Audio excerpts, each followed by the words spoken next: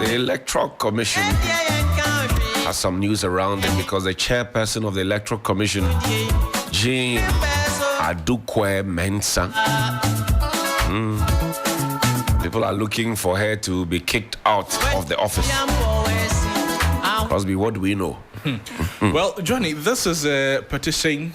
It is to the president, of course, of the Republic of Ghana.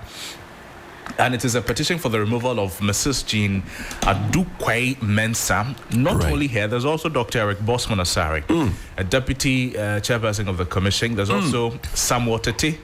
And then lastly, Dr. Peter Apiahene from the Electoral Commission of Ghana. So, just to put things in perspective, Dr. Peter Apiahene is the known MPP man who was put on the Electoral Commission, right, as a commissioner. Yes. Samuel Tete had previously held the role of Director of Elections or Electoral Services, a position that later Dr. Sribo Kweku held, right?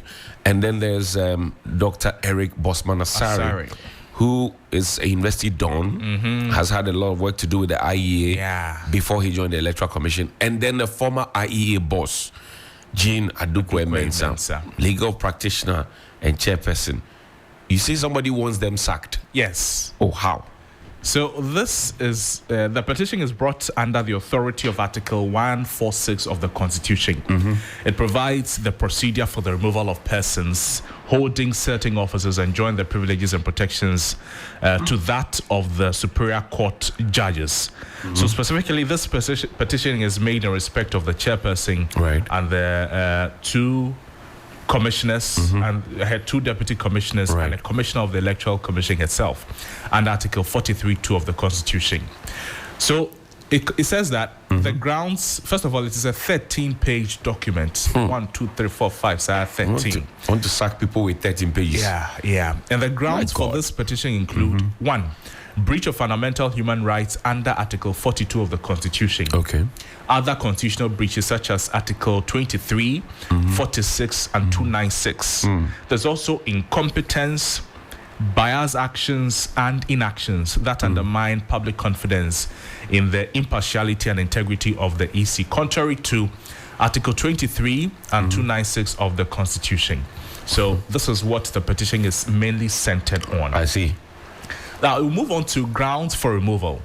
The petitioner says that breach of fundamental human rights and Article 42 of the 1992 Constitution, Article 23, 46, and 296 of the Constitution. Now, the petitioner lists or explains how come they arrived at this conclusion or this ground for removal. He says that on the eve of 2020 elections, the Electoral Commission issued a communique preventing, quote, eligible voters in Guan district from participating in parliamentary elections. This discretionary decision by the Electoral Commission affected the people of Sao.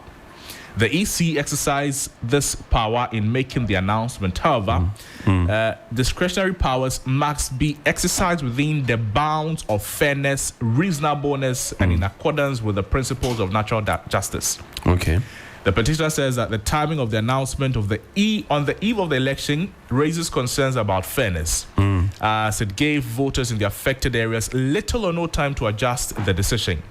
The actions and inactions of the chairperson of the commission and the deputies have resulted in the violation of the fundamental human right to vote, guaranteed under Article 42 of the Constitution. It goes on to talk to us about what the Constitution says in Article 42 itself. So that is for the breach of fundamental human rights, one of the grounds.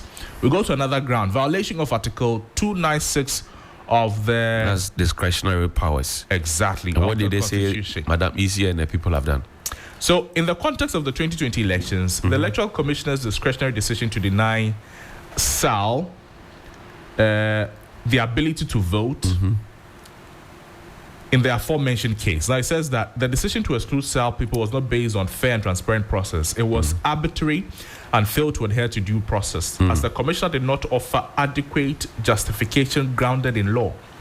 This constitutes a breach of Article 296B, which prohibits the arbitrary and capricious use of discretionary power.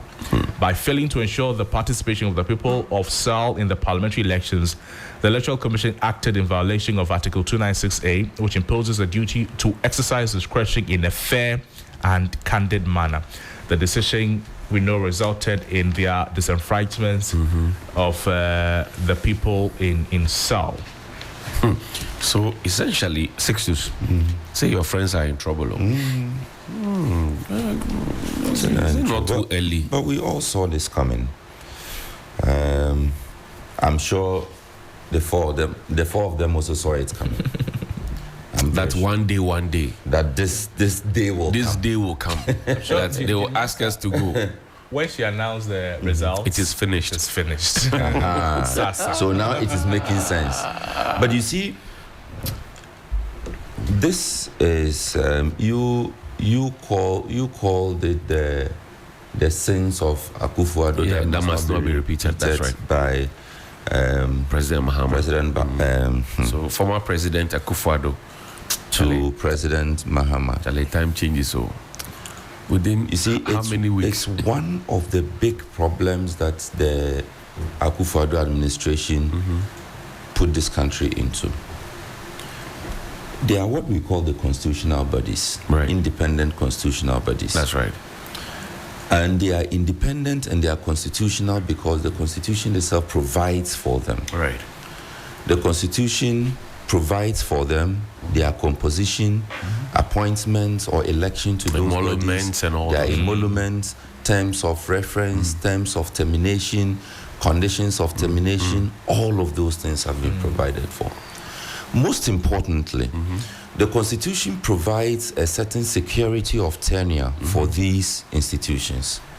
And the reason the Constitution does that, the wisdom of the framers of the Constitution was that, look, the particular bodies we are talking about, the persons who would be appointed or elected or who would find themselves in these organizations would need certain guarantees to be able to do their jobs without fear or favor, as we all like to say. That's right.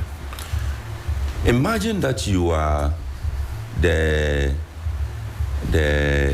chairperson of the Electoral Commission, and you know very well that if you don't play ball with Party A and they manage to come to power, you'll be in trouble. You'll lose your job. Right. You will be vilified. You'll be, in fact, you won't get your salary. Ostracized. You'll be ostracized. So because of that, you are forced to play ball with the government of the day, which is not supposed to be the case. Right. You're supposed to be independent. Independent means the freedom to decide, the freedom to implement, the freedom to see through to the end whatever decisions you take and implement. Right. Without fearing that somebody will take your job from you. And the Electoral Commission is one of those independent constitutional bodies. Right. Now, we saw under President Akua, as he then was, where people appointed into independent constitutional bodies no longer had the independence of the mind. security of the tenure of their offices, the independence of mind. We saw that happen. We saw Charlotte Ase, what happened. We saw Domilevo. Right. What happened. Right. The disturbing part is that in the case of... Not to cut you, the former special prosecutor, Martin. He left on his own. Martin Yes, he Amido. did. The others were chased No, out. he left on his own. Even the current one. But the popular, Circumstances. Yeah. the popular epistle he penciled or penned upon leaving the office still pointed accusing fingers to the Akufo-Addo administration. I agree. Which was not. And even this current special prosecutor, he literally called himself a lonely bird. Yes. Say he organized a press conference to lament interference and intrusions into the exercise of his powers and duties. So that opened a certain door that we would otherwise have wished it remained shut. That functionaries of these independent institutions who were otherwise untouchable, right, are now mere mortals. Left to who had protection of tenure and all those things. All those things taken away. Yeah. You see, and I'm taking this back to the President Akua administration because if you look at the circumstances under which Mensah was removed from office. You mean Charlotte Osei. I'm sorry. Procurement issues. I'm sorry. Hence Yes. what procurement issues. Procurement issues, yes. And procurement issues, misbehavior with Providence funds, according to the senior staff at the time. There was another issue. There were 3. But those issues have not gone away. Those issues have not gone away. They are still there. They're still there. The issues are still there. You see, and that is why the presidency should hasten slowly when it comes to some of these things. That the mere fact that the office enjoys some protection should mean something. Should that be the reason that the would that be the reason for which the Akufo-Addo-led administration decided to literally throw out the petition that was brought against the current Chief Justice? You know, the dying days of the government. But that cannot be a reason because you have already, the harm has already been caused. We mentioned 3 cases here, right? We mentioned Charlotte Osei, Charlotte Osei, and Martin Amidu. Right. We all agree that Martin Amidu willingly left. But even in his voluntary resignation, he gave us indication that it wasn't voluntary after all. Things are not going well. Things were not going well. He also lamented interference. How people were trying to... I wish we could pull up that letter and read it. So just to avoid... I remember what he said was that there was interference. Yes. He was not giving the resources that he needed. And, including the personnel. Yeah, including the personnel. He didn't have a proper office, you know. So he spoke about a wide range of things. And then he also added that he was not too confident about the president's pledge to fight corruption. Not today, not in the past, and not in the future. Forever. and actually, but it wasn't in the same one he called the former president mother serpent of corruption. So that was the second one, the 44 paragraph letter. So that was before the resignation. No, so the resignation came after he had done the corruption risk assessment on the Ejapa, Airbus, and all those ones. And then when he finished... No, please. It was Ejapa, then he threw in Airbus. Okay. So however, wherever that came from. So when he finished that, then Eugene Ayin wrote in response to that corruption risk assessment. Then he wrote a 44-page paragraph document. He released it around like 11 p.m. midnight, as he normally would do. Yes. So we had to run and read it. Then Eugene Ayin wrote again. And then he wrote, that was the 3rd letter he wrote. Okay. And then Eugene Ayin said, we will not respond. We have an election to win. When we finish, we respond to him. Kebashimene. It has not come. Washiame. The best in the morning. But I'm wondering how we remedy this. Because once the gate has been opened, now we'll begin to treat the Electoral Commission, Shraj, Office of the Auditor General, all those other NCCE. Let's add NCCE to that list. Which one again? CID. No, CID is not protected. But we can add it to the list.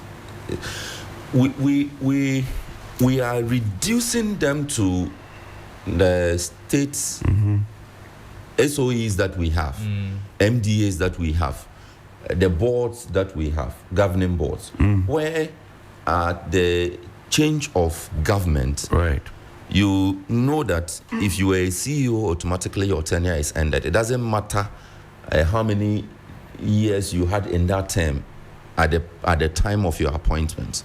That is how we are reducing these constitutional bodies to. That will begin to treat members of the Electoral Commission and the chairperson and deputy chairpersons as CEOs of SOEs. Which is not supposed to be the case. Which is unfortunate. Which is unfortunate. Because once we begin to do that, then President Mahama comes in with his Electoral Commission chair. President... who are the other people? Who are the flag bearers? Who contested the 2024? Alan Chairman-Ting. President Alan Chairman-Ting will come in with his... Cheddar. President Cheddar. President Hassan Ayariga. President Hassan... I will need to see that day. President Baumia. President Hassan Ayariga, we need to see that day. You go big, Keke. You have finished eating. So anyway. It is another area we need to have a national conversation on. Otherwise, we have lost it. And the only reason, God forbid, if it begins to touch the judiciary. And I was just going there. Look, the way we have progressed on this route, if we don't take care, even the protection of tenure for judges, will be affected. Yeah. Yes. And that and if you are perceived not to be a judge pandering in a certain way or a certain line, somebody will come and say, Charlie, let's remove all of them.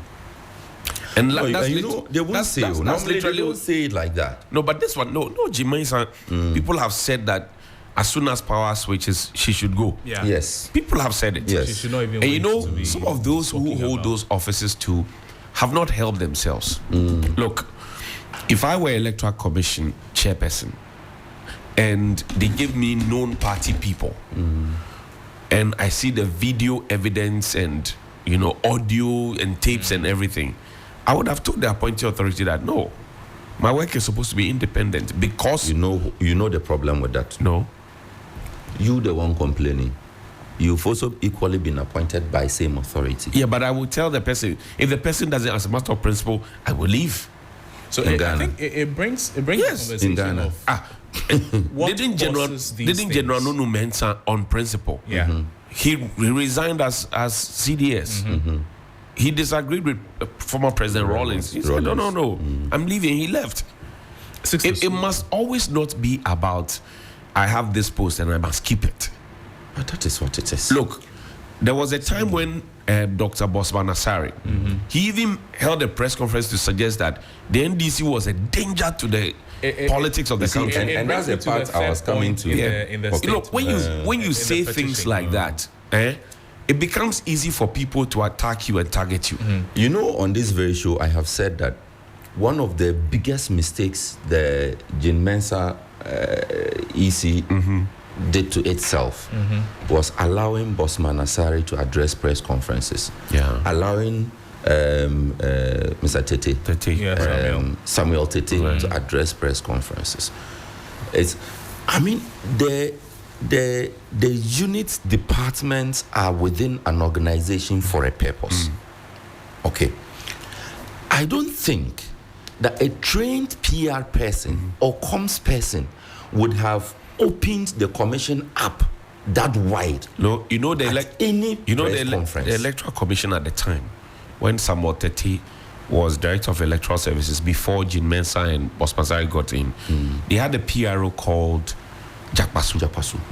And Jack Basu was assisted by our late friend Ayuba Yunus. Look, the work that they did at the Electoral Commission, suddenly government changes. They say Jack Basu go to the Volta region. Now look at the mess that the Electoral Commission has. Now they can't even calculate 1 + 1 and say it is 2. Let me choke him. The person says, my brother, I'm enjoying here. I'm having fun. Let's talk to Dr. Jonathan Asantriotri. Doc, good morning. Thank you for your time. Good morning, my brother Joy. Great.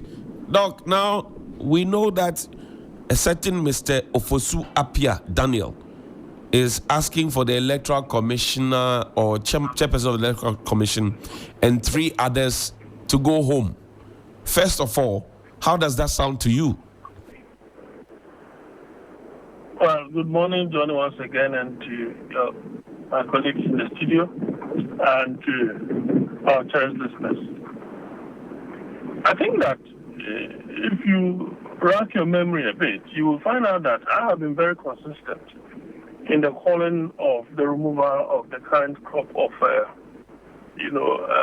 electoral commissioners, deputies, the substantive commissioner, and probably all those who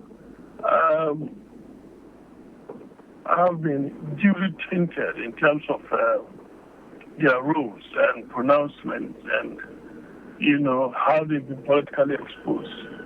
Now, those ones could be even tangential.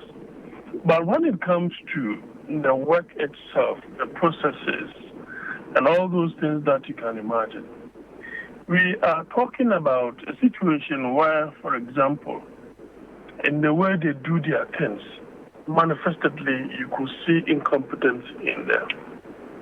And we can list those inefficiencies, and the incompetencies that you can mention. If you listen to, for example, Mr. Bright Simmons, you will find a lot of information about the electoral commissioner or the commissioners for that matter.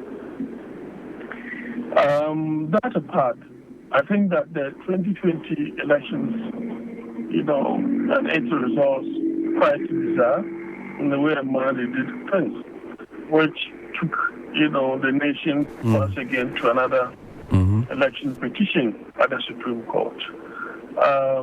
As I always say, as of now, I do not really know the percentage that Mr. Mahama lost the 2020 elections with. Neither do I know the percentage Mr. Kwadwo, used to win the elections. If you look at the processes leading to the 2024 elections, if not the fact that Dr. Tanko and Dr. the current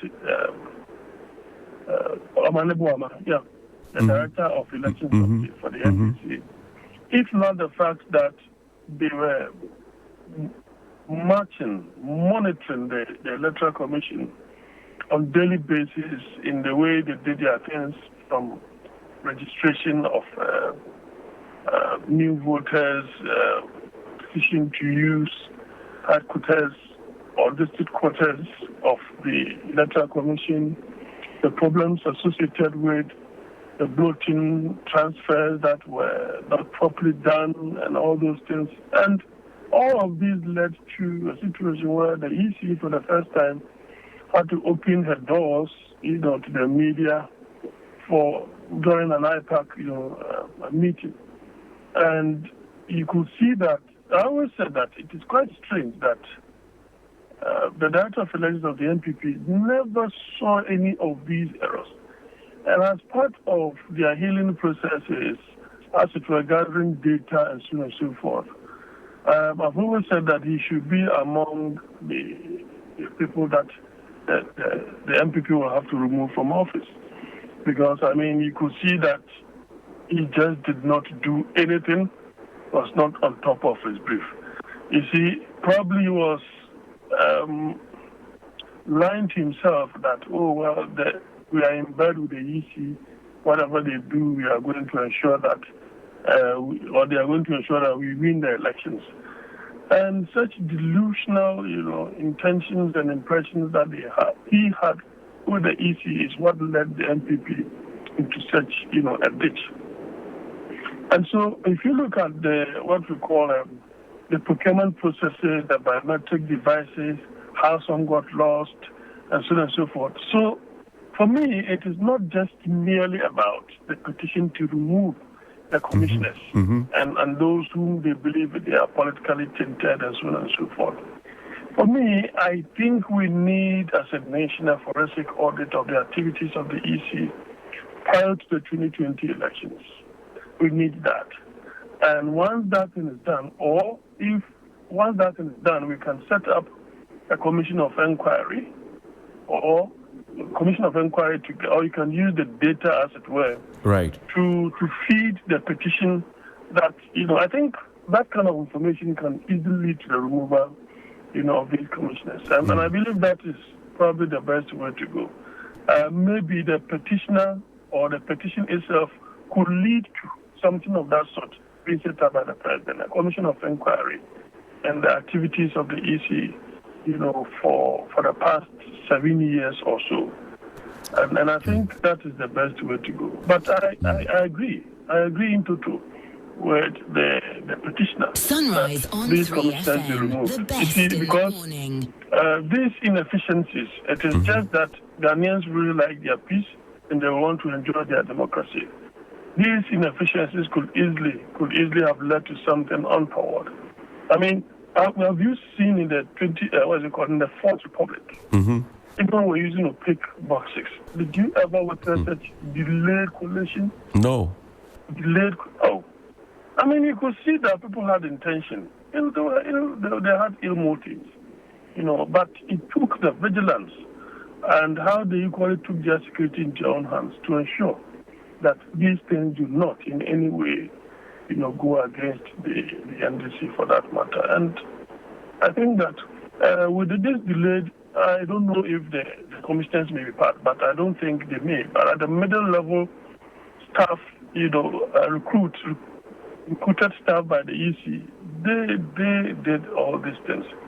It's possible they could also be part, but you still have to conduct an inquiry to be able to ascertain exactly what actually happened. Doc, don't you think that if we follow the direction of this petition, we may be having a situation where every president that comes would then bring their own electoral commissioner or leadership of those constitutionally protected bodies? What do you say to that? Well, there's that temptation, but I'm not too sure that when Afriyie was there was ever anything like that. So if Afriyie appointed in a period of Mr. Rawlings saw to the the loss of the NDC in 2000 elections, saw to the loss of the NPP in 2008 elections, you see, then you will have to appreciate the fact that when you are doing a good work, people know you are doing a good work. And if you try it, that is when you have citizen vigilante coming after you. I mean, in the case of the current crop of the commissioners, I mean, they have demonstrably indicated that they've not been efficient. If you remember, before the 2020 elections, I was on their neck. I was on their neck because the inefficiencies were too much. If you sit down, idle about, and they crash our democracy, remember, we are all going to be affected. That's the more reason why we're on their necks. What did Charlotte Osei really do? We used procurement to oust her from the office. And so that temptation you are talking about, it is real. But I think that your good works will have the defense of the citizens behind you. We must also be guided by the fact that unless some of these things may also be mere perceptions, and perceptions sometimes could have some grounding or may not. But that being said, I am of the view that you have not creditably dealt with issues at the EC, and the impunity was just too much. Donnie, ask yourself, which of the electoral commissioners in time past, after elections, have had bodyguards of soldiers wherever he or she went, had all these people protecting him or her? I've never heard. I've never seen Never that. happened before, yeah. Yes, so it means that there was something wrong somewhere, and somebody wanted to protect, her or him or whatever. But that being said, you also have to remember that I have never seen a situation where appointees at the Electoral Commission, the likes of Kwadwo, civil society organizations, bishops, and all of these people calling on the former president, Mr. Kwadwo, to remove them from office. Nothing of that sort happened when Charlotte Osei was appointed. Sunrise on 3FM. Nothing of that sort happened. So the president our former president lacked discretion. He lacked this proper discretion. And he just did things without caring for the consequences. Look, it's not the fact that Ghanaians really wanted to send a message, a strong message to former President Akua. Probably something else could have happened. And that's the more reason why, overwhelmingly, they made sure that no matter your manipulation or intended manipulation, with this huge loss, there's nothing that you could have done. That was the real intention of Ghanaians. Okay. Doc, I thank you very much indeed for your time. Thank you, John. That's Dr. Jonathan Asante-Otri. He joined us from the UCC. Now let's hit the streets. Safwa is having a conversation with some folks on the streets about the petition. Listen. Me passport. Me the birth cert in the koi. Na me kwa the jacket the birth cert the nye adwuma. Na me patcho me the oda keteso na asa oda empeduaso. It's who dey say also muyi. Was one hour open watch one year there. O think 1 hour pe o ja no kwan ma no ko. Na ye Ghana ye nya asomdue. CS na me. Apostle ni misira ne nkan. E ma nkurumudie. O je CS ni bia wakukudu obeka no kra dey. Akire obi a wablabo no. Pacho di ni bio. The from Esuma na say CS nyame. Yo, so I just spoke to Esuman, and from Esuman's perspective, he thinks that the president shouldn't have even waited for an hour to remove the EC officials because he does not see the reason why they should be there, and all the sufferings that is going on in the countries as a result of that, from what he is saying. And so that is what people are saying, but the majority of them are saying here that there is no reason why they should take out the EC or remove them. But from Esuman, he is having a varied opinion that they should remove the EC officials and then bring in new blood for us to also see what will happen in the coming years of elections. Safwa Abwahine, TV3 News. Over to you, Roland. Oh, there is fire on the mountain.